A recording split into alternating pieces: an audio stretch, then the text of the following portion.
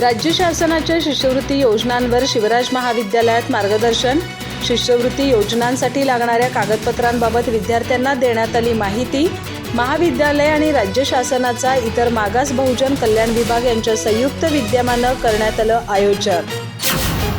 गडहिंग्लज येथील शिवराज महाविद्यालय आणि इतर मागास बहुजन कल्याण विभाग, महाराष्ट्र राज्य यांच्या संयुक्त विद्यमाने राज्य शासनाच्या विविध शिष्यवृत्ती योजनांबाबत मार्गदर्शन करण्यासाठी कार्यशाळेचं आयोजन करण्यात आलं. कार्यशाळेच्या अध्यक्षस्थानी महाविद्यालयाचे प्राचार्य डॉक्टर S.M. कदम होते.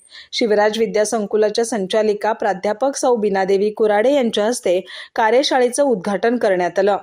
या कार्यशाळेत प्रकाश कांबळे यांनी विद्यार्थ्यांना शिष्यवृत्तीसाठी लागणारी कागदपत्र, उत्पन्न दाखले, रहिवासी दाखला, अधिवासाचा दाखला यासारख्या महत्त्वाच्या कागदपत्रांची माहिती दिली. गीता साठे यांनी विमुक्त जाती आणि भटक्या जमातीसाठी राज्य शासनाच्या व्यवसायाभिमुख योजनांबाबत मार्गदर्शन केलं. या योजनांसाठी मिळणारे आर्थिक सहाय्य कसं प्राप्त करावं याची सविस्तर माहिती त्यांनी दिली.